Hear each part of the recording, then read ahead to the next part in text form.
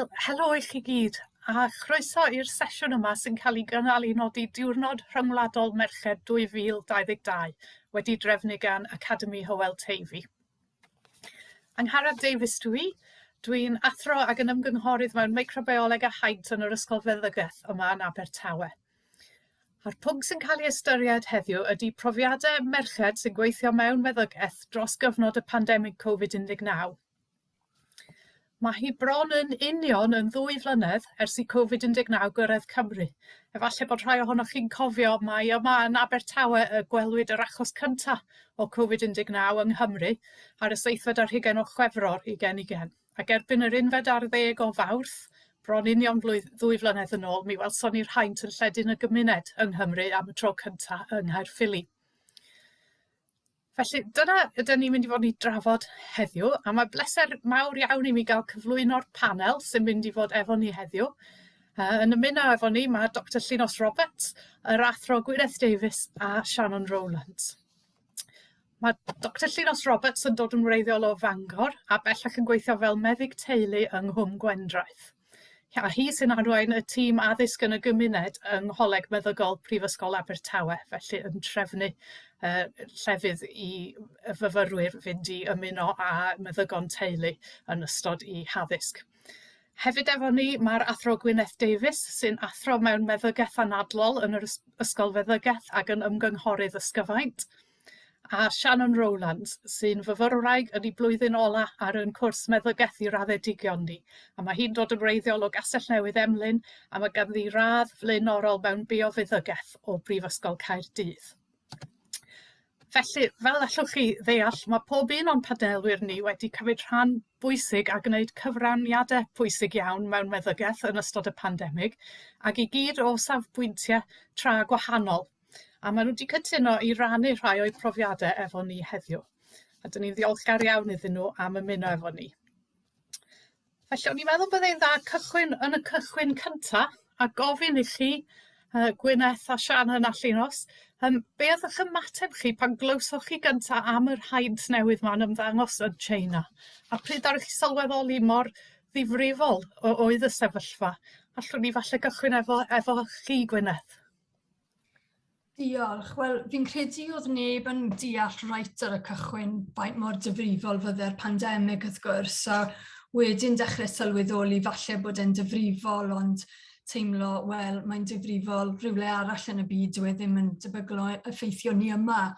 I fi fi'n credu'r sioc ar ysgytwad cyntaf oedd lluniau yna ofnadwy dath o'r Eidal o'r ysbytai fyna yn cael ei gorchfygu braidd a'r teimlad wedyn o beth os ni'n rhedeg mas o gwelyau gofal dwys a gwelyau a staff a mi allai hwn fod yn rhywbeth difrifol iawn i ni yma.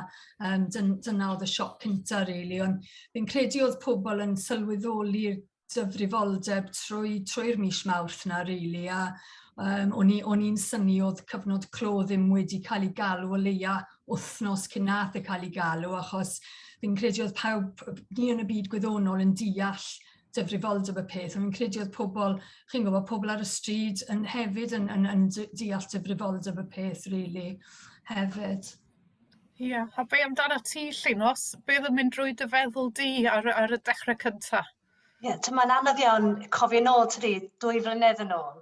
Ond fel oedd Gwyneth yn sôn, oedd rhywun yn gweld y delweddau yn China, ond yn teimlo, mae hynny, mae'n un bell i ffwrdd, tydi. Dio ddim yn ei effeithio arno ni. Da ni wedi gweld heintiau tebyg yn cael effaith ar ardaloedd eraill o'r byd. Wrth gwrs, mae rhywun yn gallu uniaethu gyda'r teimlad ofnadwy yna, ond yn wastad yn dweud bod ni bron yn saff yng Nghymru bron. Ac unwaith ddoth yr haint i'r Eidal yn agos iawn at ni, dyna pryd nes i o ddifri feddwl, wel, mae hwn yn dod ato ni, mae hwn yn mynd i effeithio arno ni yng Nghymru, mae hwn yn mynd i effeithio ar bob agwedd yn bywydau ni. A dwi'n cofio cael rhyw noson, a dwi'n sy'n cysgu'n dda iawn fel arfer, a dwi'n cofio cael rhyw noson o'n i methu cysgu. Hynny gyd o'n i'n meddwl, mae popeth dwi wedi cymryd yn ganiataol yn y mywyd i, bob dydd, yn mynd i gael ei gwestiynu rwan, a fyddai'n methu deffro'n bore a mynd trwy'n hatrwm dyddiol i o gwbl o hyn ymlaen, ac am ba hyd. Teimlo o'r ansicrwydd yna, dyna beth oedd yn haro i, oedd gen i ddim syniad o beth oedd yn dod ag atyn ni. A fel oedd Gwyneth yn sôn, y delweddau mwyaf erchill yma yn yr Eidal. Ac oedden ni'n meddwl, mae hwn yn dod atyn ni rwan, beth sydd yn mynd i arfogi'n hynna, ni allu delio gyda hynny. Ac yn teimlo'n eitha pathetig ydy'r wir i fi bersonol, bod fi'n methu wneud yn rhywbeth, bod fi'n gwybod beth i wneud. Ac unwaith ddoth y dwi'n cofio gawson ni gyfarfod brys yn feddygfa ar ddydd Gwener. Dwi'n cofio'r union ddyddiad. A mi oedd yr achosion wedi dechrau yng Nghymru bryd hynny, a meddwl mae rhaid ni newid sut ffordd da ni'n delio gyda pethau ffordd da ni'n delio gyda'r achosion meddygol ni o fewn y feddygfa, ac erbyn dy hun, oedd y drws wedi cael. Hynny yw, mi ddigwyddodd pethau dros nos bron, yn brawchus yr y gwir. Ie, oedd y teimlo'n ofnus, di dychryn siwr o fod? O'n i wirioneddol wedi dechrau, mae'n rhaid fod yn onest. O'n i methu meddwl am unrhyw beth arall ond Covid, oherwydd mae rhywun yn gweld sut wedi cael effaith ar wledydd eraill, ac yn amlwg yn poeni am ein cleifion ni, yn poeni am ein teuluoedd ni, am ffrindiau ni, a phawb oedd yn fregus o fewn y gymuned hefyd, ac yn meddwl sut da ni'n mynd allu gwarchod y pobl yma. A fel meddygon, dyna beth da ni'n neud yn naturiol yn teimlo bod ni'n gallu gwarchod pobl, ac yn sydyn yn teimlo bod gennym ni ddim y gallu wneud hynny, bod yr haint yma yn llawer mwy pwerus na beth oedd gennym ni mewn ar gael i ni ar y pryd. Panig, o'n i mewn grŵp WhatsApp, mewn athro grwpiau WhatsApp, myshrwmio dros gyfnod Covid, ond oedd un o'n nhw'n benodol grŵp o 20 ni yn fenywod, i gyd yn feddygon teulu fewn yr ardal. A dwi'n cael bob bore, oedd na 10 o negeseuon ar y grŵp WhatsApp yma, ac yn panig oedd o. Unrhyw pobl yn gofyn sut ydyn ni'n mynd i roi peth fel dialysis yn y gymuned i bobl. Unrhyw peth felly ni'n deffro, peth cyntaf ni'n gweld o'n negeseuon yma, o'n i'n mynd mewn i gwaith mewn rhaid, da ni eisiau meddwl am dialysis yn y gymuned. Peth ti hwnt i sgôp Meddyg Teulu. Ie, a dwi'n meddwl yn barod hyd yn oed rwan, bod gynnon ni'r brechlynau ers blwyddyn, da ni'n barod i anghofio hwrach sut oedd hynny'n teimlo mor beryglus oedd o cyn bod ni wedi cael yn brechu. Oedden Shannon, beth y ti'n feddwl fel myfyriwr? Mae'n siŵr bod ti ddim yn gwybod be i feddwl ar y dechrau, sut oedd ti'n teimlo? Na, fi'n cofio gweld y lluniau ar fideos yn dymas o China a troi'r cyfryngau cymdeithasol er mwyn trial deall mwy a sut bydde fe'n edrych ffordd hyn, ond oedd na ddim yn ffordd da, oedd popeth fel neb yn siŵr beth oedd ymlaen, a o'n i mwy confused dwi'n meddwl, oedd edrych ar meddwl oedd yn taro fi bod e'n dod yn agosach ato ni fan hyn. A wedyn fel myfyriwr meddygol, beth nath taro ni really, oedd sort of dros nos yn sydyn, gaethon ni e-bost i weid bod aroliadau haf ni yn cael eu canslo. A na'r peth cyntaf ni wedi clywed amdano sio bydde fe'n effeithio ni. A o'n i'n meddwl wedyn, mae rhai bod yn argoel i fod yn eitha gwael os maen nhw'n cael gwared o aroliadau ni. Oedd misoedd bant, really, so oedd e'n rhywbeth fel eitha sydyn i wneud. A o'n i'n teimlo'n hapus ar y dechrau, os pwy sydd ddim eisiau aroliadau, ond wedyn meddwl beth ma'n actually meddwl. A ie, wnaeth pethau symud yn sydyn wedyn, achos wnaethon ni darlithoedd ni gyd i canslo a lleoliadau clinigol ni a pethau. So, ie, dros nos rydyn ni pawb adre. Ie, dwi'n cofio dysgu'r myfyriwr meddygol ym mis Chwefror, a sôn wrthyn oedd Covid-19 newydd ymddangos just yn China, a sôn am y coronavirus yma oedd yn China, oedd neb hyn wedi clywed y gair coronavirus ar y pryd, oedd neb hyn wedi clywed amdano fo. Felly, dyna y cychwyn cyntaf, ond wedyn wrth gwrs mi nath y cleifion ddechrau cyrraedd, a mi ath y pandemig y don gyntaf mewn i'w hanterth. Disgrifiwch be oedd yr effaith ar eich gwaith chi a'r gweithle ym mis Mawrth ag Ebrill 2020 ar ôl y cychwyn yna? Sut oeddech chi'n llwyddio ymdopi efo'r holl waith? Gwyneth, oedd ti'n gweithio mewn arbenigedd oedd yn arbenigo ar hyn ac efo lot o gleifion efo clefodau ar y frest. Felly, sôn i am hynny wrthon ni. Wel, ofn fi'n credu oedd y teimlad fwyaf ar y dechrau, fel ni jyst wedi bod yn sôn am, a fel wedodd Llinos, ansicrwydd. Yr ofna, fel ofn fan fwyaf yn dod o ansicrwydd wyt ti beth sy'n mynd i digwydd. Felly'n gynnar iawn yn ein ysbyty ni yn Singleton, nathon ni penderfynu cael rowta Covid a rowta ddim Covid, ac am ddiffyn y pobl hŷn yn ein staff ar y rowta ddim Covid. Felly, a hefyd grwpiau eraill, falle grwpiau ethnic penodol, o'n i'n gwybod fysa mwy o risg o marwolaeth. So, ceisio wneud hwnna ar y dechrau. O'n i ar y rowta Covid, o'n i ddim eisiau fod ar y rowta Covid reit ar y cychwyn, achos oedd y merch bach i wedi cael viral pneumonia pan oedd hi'n flwydd oed a wedi mynd mewn i ysbyty, so oedd rhywbeth yn meddwl i ymbecsio, falle fysa ni'n dod â Covid nôl a falle fysa hi'n dost gyda fe, oedd y data'n weddol dda, gwrs yn dda. Ond wrth gwrs oedd chi ddim yn gwybod na cael ei ddechrau hynny, pan mor ddrwg oedd o mewn plant. Na, gyd oedd yn meddwl fi oedd viral pneumonia, beth os mae hi'n cael hwn, chi'n gwybod. So, ond yn y diwedd fi'n falch o'n i ar y rowta Covid, a ar ofn cynta nhw o stepio ar y ward Covid, oedd hwnna'n rhywbeth fawr i fi a ran fwyaf o bobl fi'n credu, just stepo dros y trothwy. Ond gyda'r, chi'n gwybod, dim hazmat kits eitha flimsy fel mae'n digwydd, ond chi'n gwybod, just y teimlad o mae hwn yn zone wahanol yn yr ysbyty, mae hwn yn rhywbeth hollol newydd. Ond unwaith wneud shift, oedd e'n mynd yn gyfarwydd yn eitha gloi, a o'n i'n mynd yn gyfarwydd ar gwaith. A peth mwyaf anodd wrth gwrs oedd y marwolaethau. Felly o'n i byth di weld marwolaethau ar y sgêl na o'r blaen, rhyw 4 person efallai yn marw dros un shift. O'n i byth wedi gweld unrhyw beth fel yna o'r blaen. A wedyn, y pobl mae drian yn arbennu hunain wrth gwrs, heb eu tylwyth o gwmpas nhw. Nathon ni relaxo hwnna cymaint o'n i'n gallu wrth i pethau mynd yn ei flaen i alluogi cynnig i teulu do mewn. A nyrsys yn dal dwylo wrth i bobl fynd.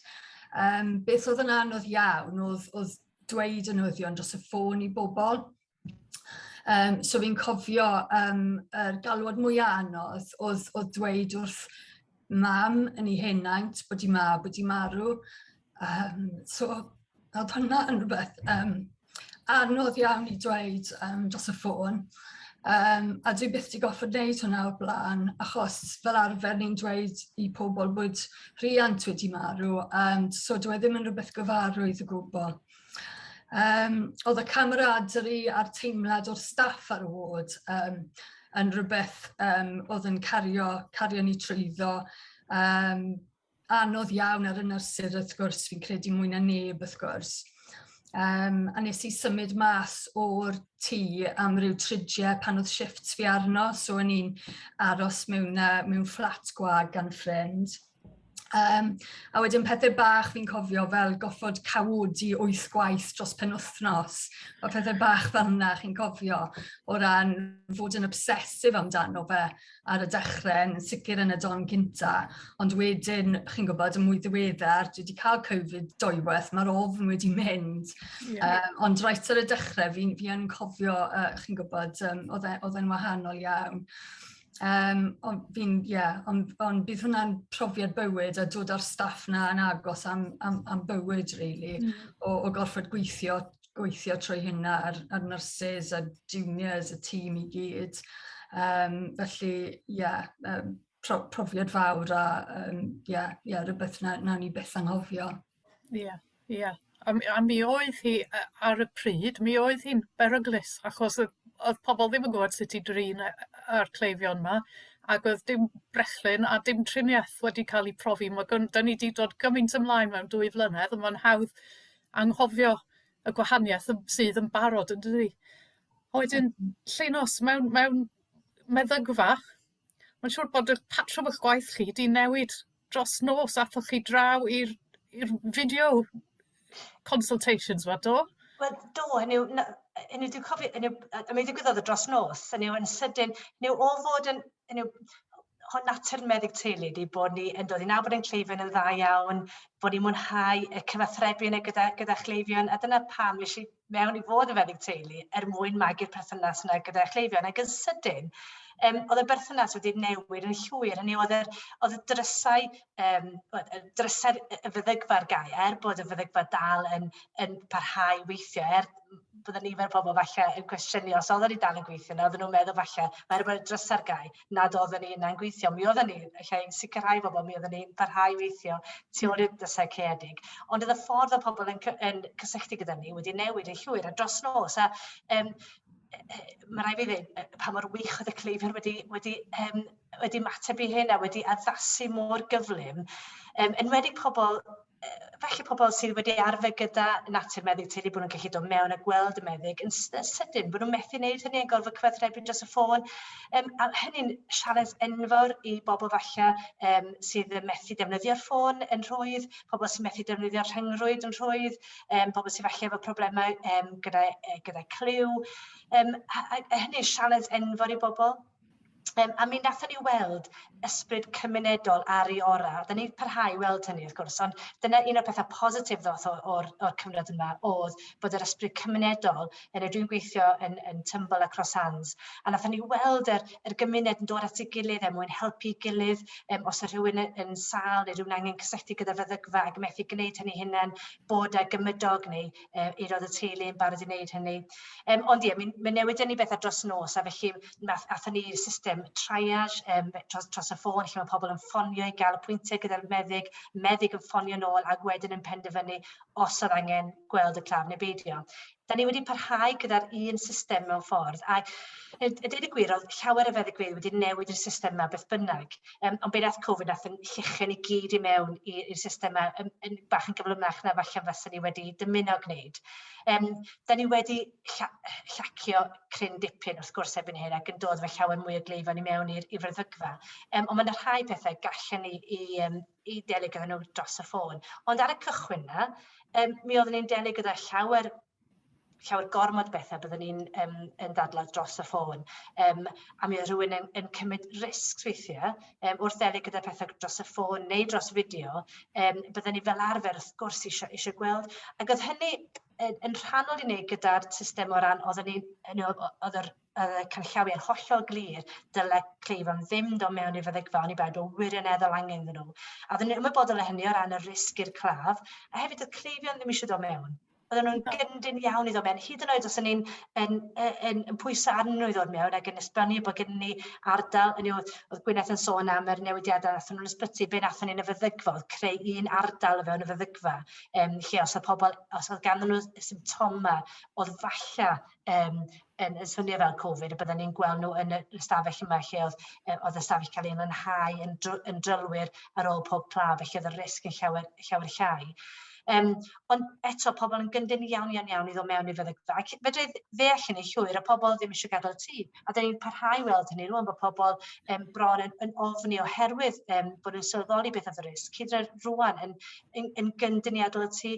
Felly mi welwn ni, dwi'n meddwl, effaith hir dymor i Covid o ran effaith cymdeithasol hefyd. Wrth gwrs, mae'r ochr o ran Covid ei hun yn erchyll ar holl farwolaethau yn ofnadwy. Ond mae'n effeithiau eraill i Covid, a falle bod nhw heb amlygu hynna'n eto yn llwyr, a mi welwn ni hynny falle dros y blynyddoedd nesaf. Be dwi'n meddwl wrth hynny ydy, roedden ni am gyfnod eitha hir ddim yn gweld yn bara menyn ni. Doedden ni ddim yn gweld pobl oedd yn dod mewn gyda lympiau yn ei bronna. Doedden ni ddim yn gweld pobl yn dod mewn gyda poenau yn ei chest. Doedden ni ddim yn gweld pobl oedd yn fyr o anaw. Oedden nhw yn cadw draw. Ac beth sy'n poeni fi ydy bod gormod bobl wedi cadw draw, byddwn ni rwan yn gweld nhw'n dod mewn, falle 2 flynedd yn hwyrach na fydden nhw wedi fel arfer, a bod ni'n cyrraedd diagnosis yn hwyrach, a falle y diagnosis difrifol, a bod hynny'n cael effaith ar y prognosis. Felly mae Covid yn erchill, ond dwi'n meddwl mae effaith eraill i Covid y welwn ni sy'n mynd i gael effaith enfawr ar yn iechyd yn gyffredinol. Ond wedi newid i llwyr, dwi'n hoff iawn o siarad yn gyffredinol, ond mae gymaint haws ydi edrych i wyneb, edrych ar mewn i lygad claf, a gweld nhw, mae rhywun yn dysgu gymaint o glaf wrth i gweld nhw, dwi'n gweld nhw'n eistedd yn yr ystafell aros, yn gweld nhw'n sgwrsio neu ddim yn sgwrsio gyda pobl i gwmpas nhw, gweld nhw'n codi, sut maen nhw'n codi ac yn cerdded mewn i'r ystafell, i'r feddygfa. A mae hynny'n deud llawer wrthai, felly mae'r asesiad yn dechrau llawer cyn i'r asesiad ffurfio ddechrau. A mae rhywun yn colli hynny pan mae rhywun yn neud o dros y ffôn neu dros fideo. Yr nuances bach, subtle na mae rhywun yn cael wrth drafod iaith corff rhywun mewn meddygfa.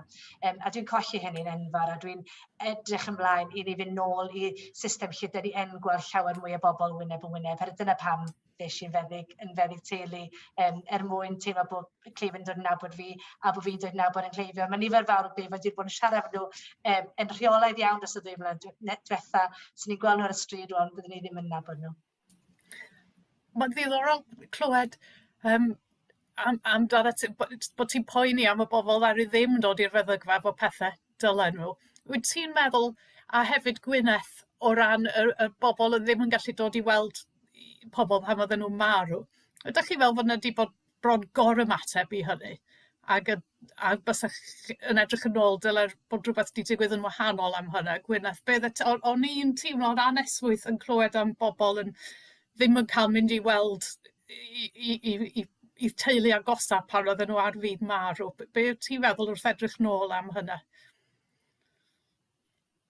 Wrth edrych nôl, chi'n gwybod, dylse pethau wedi cael eu lleihau yn gynt fi'n credu o ran cynnig hwnna i bobl. Yn ymrofiad i oedd e wedi cael eu lleihau yn weddol gynnar, ond oedd pethau'n wahanol, fi'n credu yn wahanol ysbytau. O ran pobl ddim yn dod, mae hwnna'n broblem fawr, o pobl ddim yn dod i gweld y meddyg teulu. Cancer, wrth gwrs, problem fwyaf, pobl ddim yn cael eu diagnoso a triniaethau ddim yn digwydd mewn ffordd amserol. A hefyd pethau cardiac yn dyfe, oedd yna sawl astudiaeth i dod mas yn dangos yn ogystal â cancer, oedd pobl yn dioddau adre gyda poen yn y fron ble dylsen nhw fod yn mynd i ysbyty wrth gwrs. Felly, a ni ddim just yn dechrau gweld sgil y problemau meddwl wrth gwrs sydd yn y problemau psychiatric sydd wedi dod yn sgil hwn. Bydd yn mynd mlaen yn blynyddau fi'n meddwl. Oedd hi'n anodd iawn ffactori hynny gyd i mewn i'r modelu yn doedd ac i weithio allan be oedd y balans. A Covid-19 yn digwydd rwan a mor ddifrifol i gymharu efo rhywbeth o dipyn bach yn anelwig yn digwydd yn y dyfodol. Ond i droi at ti, Shannon, be ddigwyddodd i dy addysg feddygol di? Ddari ti lwyddo i barhau i ddysgu? Be nes ti wedyn? Be ddigwyddodd i'ch cwrs chi? Nath darlithoedd troi fod ar-lein, ond ar y dechrau ffradd pethau ddim cweit di settle lan fel mai nawr gyda Zoom ac ati. So chydig wythnosau le oedd pethau ddim cweit falle'n gweithio mas yn iawn. A wrth gwrs ni'n cael ei dysgu gyda doctoriad oedd nawr mor brysur. Ond nath pethau gwella fel wrth i ychydig wythnosau fynd ymlaen. A nes i mwyaf wedyn o doctoriad oedd yn rhoi darlithoedd am ddim, fel cwmnïau allanol y pethau. A ni'n falch iawn o hynna i gael falle mwy o strwythur dysgu, yn dal i ddysgu beth o'n i fod. A ni'n falch wedyn o fod nôl ar lleoliad erbyn mis Medi 2020. A ni'n mewn meddygfa teulu am y flwyddyn.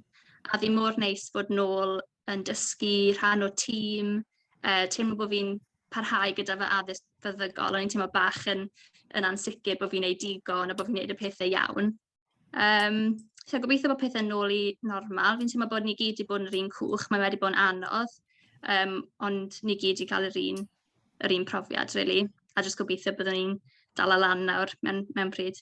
Dwi'n siŵr boddwch chi. Mae'r myfyrwyr meddygol wedi gwneud yn wych, dwi'n meddwl, i ymdopi drwy hyn i gyd. Gai gam mewn fan hyn hefyd mwyn rhoi, wel, i ganmol y myfyrwyr meddygol, fel rhywun oedd ar ochr arall yn trefnu'r darlithoedd ar placements. Nath myfyrwyr ymdopi'n arbennig o dda gyda'r newidiadau oedd yn aml yn cael eu taflu arno funud olaf. A hefyd, nifer o'n nhw wedi gwneud lot o waith gwirfoddol dros y cyfnod yma hefyd, helpu mewn ysbytau, mewn meddygfeydd hefyd. Gawson ni myfyrwyr gyda ni dros y cyfnod oedd yn ffonio pobl bregus. Falle maen nhw oedd yr unig gyswllt oedd yn cleifa ni'n cael, oedd y myfyrwyr yma'n ffonio nhw unwaith bob wythnos, unwaith bob pythefnos. Hynny wedi wneud newid enfawr i safon i bywyd nhw. Felly oedd myfyrwyr wedi bod yn arwrol dros y cyfnod yma. A hefyd, Shannon, fydda i ddeall hynny bod pobl allan poeni am effaith hyn ar eich addysg chi, ond da chi wedi cael eich addysgu dros gyfnod y pandemig. A dim lot o fyfyrwyr bydd yn gallu deud hynny. Da chi wedi gweld yr gwasanaeth iechyd ar ei ora bron yn ymdopi gyda crisis. A mae hynny yn addysg yn ei hun, bod chi wedi gweld hynny, a bod chi wedi bod yn rhan o'r tîma oedd yn gweithio ac yn gofalu am gleifion yng nghanol pandemig. Ie, mae wedi bod yn fraint, really, gael fo'n rhan o rhywbeth fel la. Oedd yna griw o fyfyrwyr meddygol wedi cynnig gwasanaethau gofal plant i'r gweithwyr iechyd yn Abertawe yn doedd hefyd. Oedd hynny yn beth gwerthfawr. Ac mae hynny'n dod ymlaen â ni wir at y peth nesaf o'n i'n meddwl sôn amdano fo, sef Llinos a Gwyneth. Mae plant ifanc gyda chi'ch dwy, a mi oedd yr ysgolion ar gau, heblaw am i blant gweithwyr angenrheidiol. A chi'th yn gorfod gweithio ar yr adeg anhygoel o anodd yma, felly sut nathoch chi ymdopi efo hynny, a sut ddaru'r plant ymdopi, a fuon nhw yn yr ysgol? Oedd dy blant di yn yr ysgol, Gwyneth? Wel, o'n nhw yn yr ysgol o ran gofal plant yr ysgol, ond oedd hwnna ddim yn ysgol o ran dysgu y sgwrs.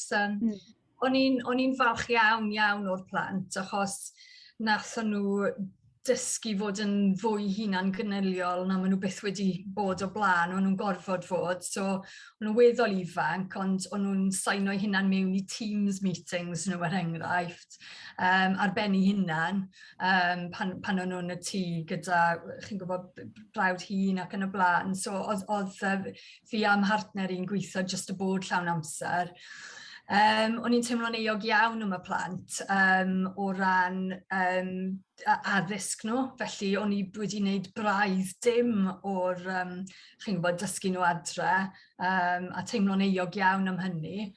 A hefyd pethau fel nes i colli penblwydd degfed fy mab i achos o'n i'n gweithio ar y Covid ward, ond oedd e'n deall, chi'n gwybod, oedd e'n deall hyn. So eogrwydd ond bod yn prawd iawn ohonyn nhw, a nathon ni gyd wneud yn gorau fi'n credu. Oedd llysfab yn mynd trwy tygau, a o'n i'n dweud, wel, oedd hwn bron mor stressful i fi a mynd trwy a gweithio yn y pandemig. Chi'n gwybod, mae bywyd y plant yn gallu fod yn stressful, felly oedd e'n jyglo'r ddau yn anodd, a oedd gofal plant rhad am yr un bach, oedd hwnna wedi helpu lot, felly o'n i jyst yn gallu roi ddi yn y gofal plant pryd bynnag o'n i moyn, so oedd hwnna'n haws, ond oedd y plant yn y hybiau ysgol yma yn cael gofal plant hwnna. Ie. Oedd y ti'n poeni siŵr o fod am ddod â Covid adre i'r tŷ?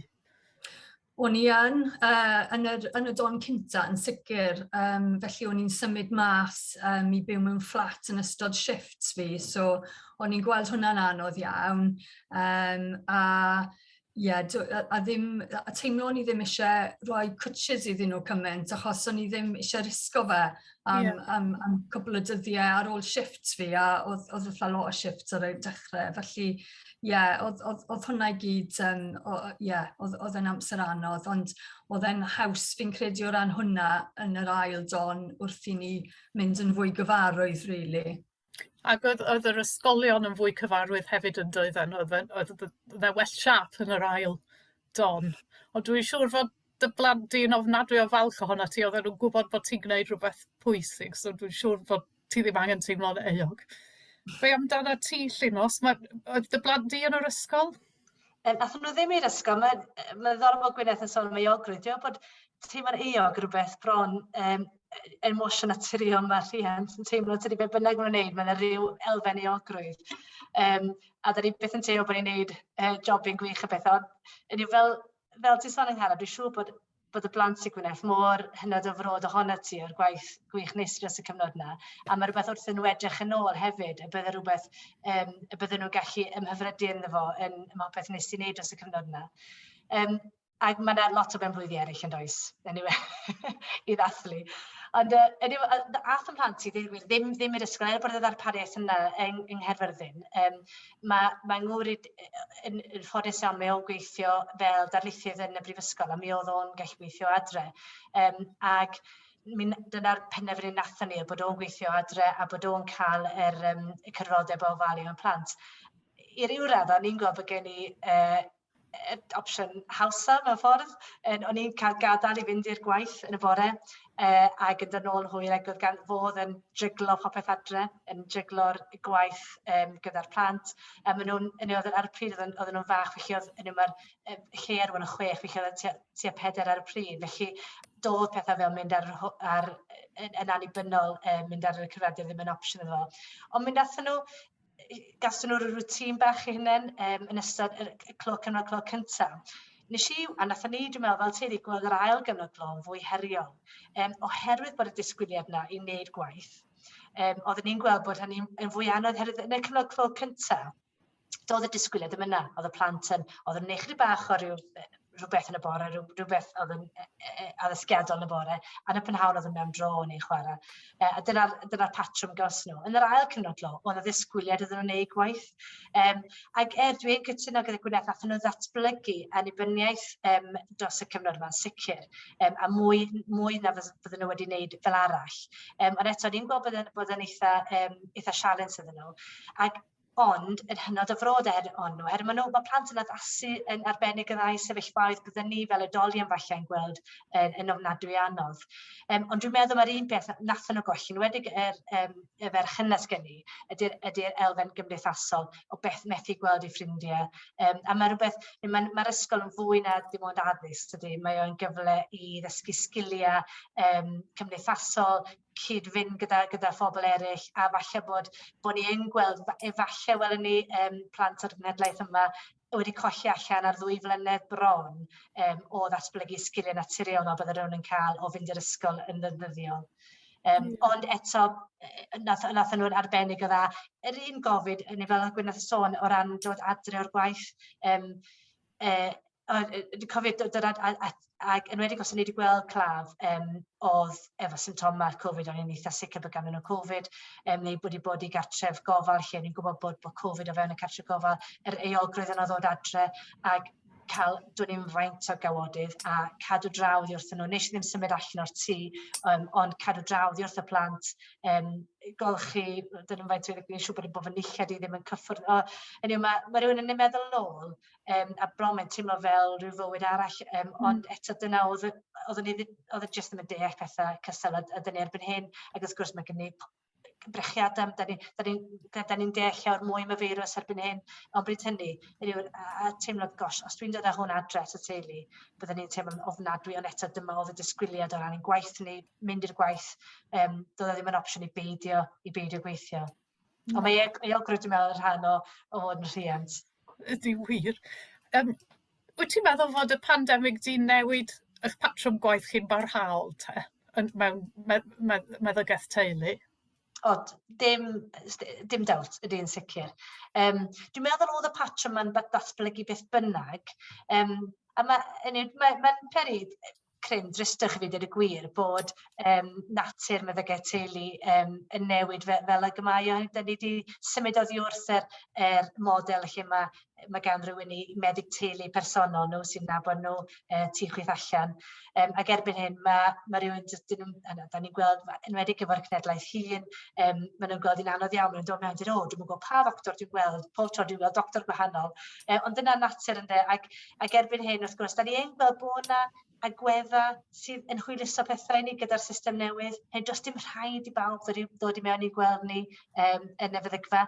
Does dim rhaid meddyg sydd yn delio gyda pob broblem. Da ni'n gweld rhwng o fewn Meddygaeth Teulu. Da ni'n dîm, a dim ond meddygol. Mae gen i nyrsys, mae gen i physiotherapydd, mae gen i fferyllydd, mae gen i conselydd, a da ni'n dîm ac falle bod aelodau eraill o'r tîm yn gallu delio gyda'r problemau yn fwy addas ac yn llawer gwell na falle bydde meddyg. Mae newid meddylfryd cleifion yn mynd i gymryd amser, tydi. Oherwydd, yn aml mae rhywun yn meddwl, da ni'n mynd i feddygfa i weld meddyg. Ac os nad ydyn nhw'n gweld meddyg, maen nhw'n teimlo falle bod nhw wedi cael chydig bach o rough deal. Ond dwi'n meddwl gyda'r amser bydd pethau newid i pobl yn sylweddoli falle os oedd ganddyn nhw broblem gyda'i meddyginiaeth, mae'r fferyllydd i'r person mwyaf addas i weld. Ond os ni'n taflu mewn i hwn eitha sydyn, a falle byddai'n cymryd chydig bach amser i gymdeithas addasu, ond yn sicr, awn ni ddim yn ôl i'r hen drefn. Mae hynny bron yn sicr. Ond dwi'n meddwl fydden ni'n gweld rhywbeth o system hybrid, chydig bach o'r hen drefn, ond tipyn o'r drefn newydd hefyd. Ie. A be amdano ti, Shannon? Ydy'r pandemig wedi dylanwadu ar be fysa ti'n licio wneud yn y dyfodol, neu'r math o arbenigedd fysa ti'n hoffi mynd iddi? Dwi ddim yn hollol siŵr y gwir. Mae falle bod e'n rhy gyflym i fi weid. Yn sicr rhywbeth le byddai'n gallu adeiladu perthynas gyda cleifion dros amser, a'i gweld nhw trwyddo diagnosis, trwy triniaeth, rhywbeth fel yna. Dim yn siŵr os mae wedi newid yn rhywbeth na. No. Be fysa ti'n dweud i ti, Shannon? Be oedd yr her fwyaf am yr holl beth? Fi'n meddwl jyst yr ansicrwydd bod bob dydd, bod neb cweit yn siŵr le ni'n sefyll, pethau newid mor gyson. A fel yr eogrwydd, fi'n meddwl o moyn wneud lot mwy i helpu, a ddim yn siŵr beth allai wneud, ond hefyd gwybod bod eisiau fi cario ymlaen i ddysgu mwyn pasio fod yn doctor da hefyd, so cael y balans na. A hefyd wahanol bwysau. Ie, a cadw pawb yn saff, really, gatra hefyd. Ie. A be fysa ti'n dweud, Gwyneth, oedd yr her fwyaf am yr misoedd cyntaf yna? Yr her o arwain gwaith ar y ward Covid a balans o hwnna gyda cadw'r plant yn weddol hapus, fi'n credu, y balans na o'n i'n gweld yn rili heriol. Ie. A'r un fath i ti, Llinos? Dwi'n meddwl mae'r elfen gymdeithasol nes i golli fwyaf. Mae rhywun yn cymryd gental bod nhw'n gallu gweld eu teulu, gweld eu ffrindiau, ac oedd yr rhieni dal yn byw ym Mangor sydd eitha pell o Gerfyrddin, ac da ni'n gweld ei gilydd yn aml iawn, ond athyn ni trwy dros gyfnod hir iawn o beidio gweld ein gilydd. Wrth gwrs mae rhywun yn addasu ac yn gwneud, oedden ni'n cysylltu dros y Zoom ac yn gweld ein gilydd yn rhithiol, ond da ni'n gweld yn anodd iawn peidio gweld nhw yn y cnawd, a hefyd, dwi wedi sylweddoli bod fi'n berson sydd yn mwynhau cyswllt corfforol gyda'r pobl. Dwi'n mwynhau hynny, mae'n rhywbeth sydd yn rhoi cresrydd i fi, mae'n neud fi'n hapus, ac oedd gweld ffrindiau neu teulu a peidio gallu cyffwrdd o rhoi cwtch iddyn nhw, o'n i'n gweld hynny'n eitha anodd. A dwi'n meddwl, fel oedd Gwyneth yn sôn am profiad erchyll gafodd hi o siarad gyda aelod teulu dros y ffôn a rhoi newyddion ofnadwy iddyn nhw. Yn broffesiynol, dyna'r elfen o'n i'n gweld fwyaf anodd oedd cyfathrebu a deud pethau anodd wrth bobl dros y ffôn. A hefyd o'n i'n gweld yn y sefyllfaoedd o fewn cartrefi gofal yn anodd iawn. Pobl bregus yn byw yna yn methu gweld eu teuluoedd. Ac yn aml, yr unig berson oedd falle'n gweld oedd y meddyg falle, a fi mewn PPE ac methu, oedd yn prin yn gweld dim yng ngwyneb i, ond ac yn trio cadw pellter. O'n i'n gweld yn ofnadwy anodd, mae rhywun eisiau rhoi cysur i rhywun pan mae rhywun yn sal a pan mae rhywun yn gwybod bod nhw ar yn ei dyddiau neu oriau olaf nhw, a bod rhywun yn methu rhoi'r rhoi gymaint a byddwn ni fel arfer yn rhoi fel meddyg. O'n i'n gweld hynny'n erchyll, dweud y gwir. Pan mae rhywun yn fel meddyg, da ni'n ymwybodol iawn bod na fath beth am arwolaeth da. Hynny yw marwolaeth lle mae rhywun yn eu lle, maen nhw'n dymuno bod nhw'n gyfforddus, bod pobl maen nhw'n caru o cwmpas nhw. Ac oedd hynny yn sialens enfawr dros cyfnod Covid, ac nifer o esiamplau lle oedd hynny ddim wedi bod yn bosib oherwydd y cyfyngiadau. Yn ofnadwy. Falle bydd yna wersi i ddysgu o hynny, wrach, yn y dyfodol, falle. Felly, da ni wedi clywed lot am eich gwaith chi a'r heriau athoch chi wynebu'n bersonol. Gawn ni jyst gyffwrdd cyn gorffen ar effaith y pandemig ar ferched yn fwy cyffredinol mewn cymdeithas ac yn y byd. Da ni wedi clywed pobl yn dweud bod wedi effeithio ar ferched yn wahanol i ddynion neu yn fwy efallai. Oedd y ti'n sôn Gwyneth bod y ddau ohonoch chi'n dal i weithio. Be oedd yr effaith ar ferched yn ei gwaith yn fwy llydan ac yn y byd academaidd enghraifft Gwyneth? Wel, yn bersonol, o'n i ffili meddwl am gwaith academig, chi'n gwybod, yn y ton gyntaf braidd gwbl, fi'n siŵr mewn am profiad cyffredinol. Felly, dwi'n credu, oedd yr impact ar fenywod yn fwy na dynion o ran gofal plant, wrth gwrs. Felly, o'n i'n edrych ar hwn, a oedd fenywod yn yr wythnosau cynta o'r cyfnod clo yn wneud 2 trydydd mwy o gofal plant na dynion. Felly, wrth gwrs, oedd hwnna'n cael impact ar ei gwaith a'i gyrfaoedd nhw. So, nes i edrych ar papurau ar Covid, edrych ar os oedd hwnna wedi mynd lawr o ran fenywod yn cyhoeddi gwaith, ac yn sicr ath e lawr ar dechrau'r pandemig. Felly, os o'ch chi'n edrych ar dod yn gynta ar papur yn gyhoeddi, ath hwnna lawr dros 20% am fenywod, a ar awdur olaf ath e bron lawr 20%.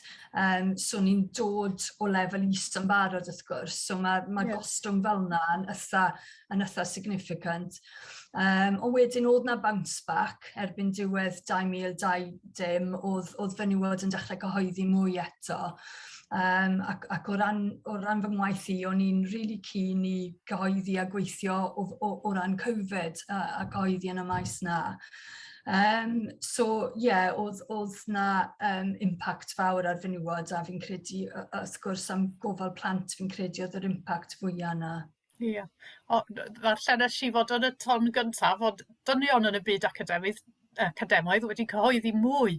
Oedden nhw wedi cael amser i gyhoeddi llwyth o bapurau, tra oedd y merched i gyd yn, fel ti'n dweud, yn cymryd mwy o'r gwaith tŷ a'r gwaith efo'r plant. A mae'n anodd hyd yn oed dychmygu yr effaith sydd wedi bod ar ferched mewn gwledydd sy'n dal i ddatblygu o ran iechyd ac o ran addysg ac ar blant. Shannon, oedd ti eisiau sôn rhywbeth bach am hynny hefo ni? Ie, fi sy'n rhan o llunio a creu neges heddwch ac llysdarydd llynedd. A wrth bod ni'n llunio'r neges, oedd hwnna'n rhywbeth o'n i'n trafod yr effaith sydd wedi cael ar ferched o dros y byd. A oedd gymaint o enghreifftiau a esiamplau o storiau hollol erchyll. O'n fi'n cofio, oedd gan bod plant merched ddim yn mynd i'r ysgol, falle bod esiamplau o drais neu camdriniaeth yn mynd bod neb yn sylwi, bod nhw ddim yn cael y siawns i weithio i athrawon neu cyfoedion.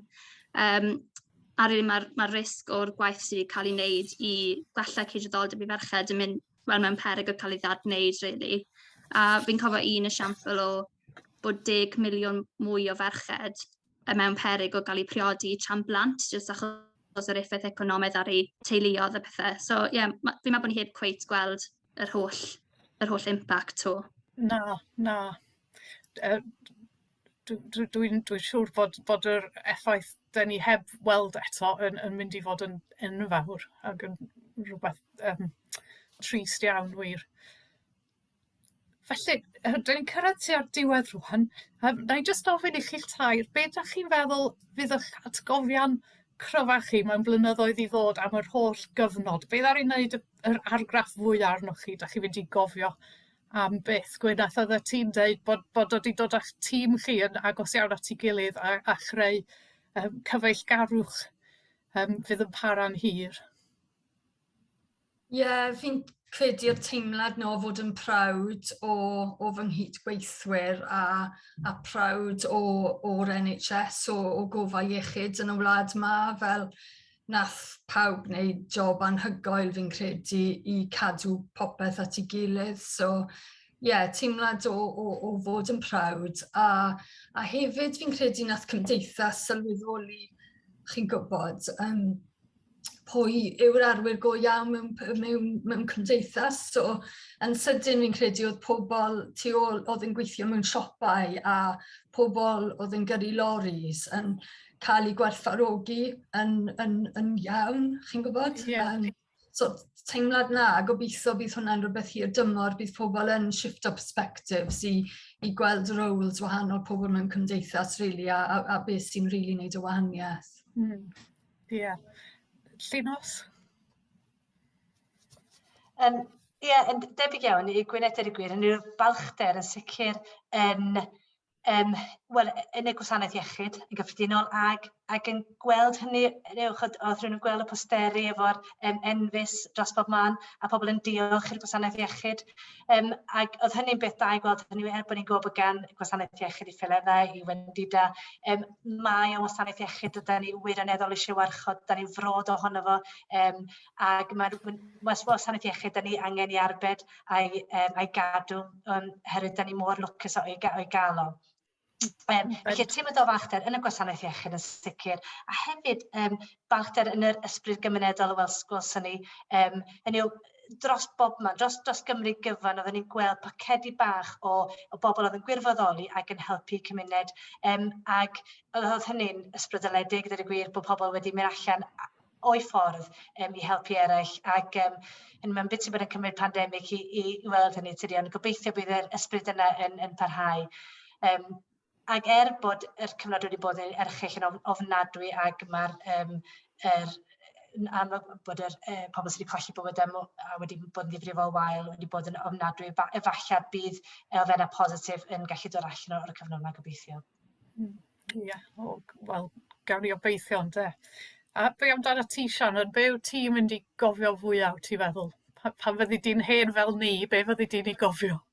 Fi'n cytuno sy'n popeth sydd wedi cael ei weid yn barod, a i fi'n bersonol, fi'n falchus i adre cael fwy amser da teulu, falle byddwn ni ddim wedi cael fel arall.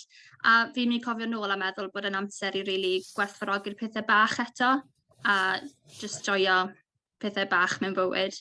So gweithio na'r positif sydd wedi dod allan ohono fe. Wel, mae hwnna'n nodyn positif iawn i'n lle mae'n rhaid i ni i gadael hi, dwi'n ofni. Mae wir wedi bod yn fraint clywed perspektif bob un ohonoch chi ar bob agwedd o'ch gwaith a'ch bywydau fel merched meddygol yn ystod y pandemig. Diolch yn fawr iawn i chi'ch tair am eich cyfraniadau diddorol a chraff sy'n rhoi dipyn bach o flas i ni ar eich profiadau chi dros y 2 flynedd ddiwetha. A diolch i chithau sy'n gwrando, y gynulleidfa, diolch am ymuno efo ni. Hwyl fawr.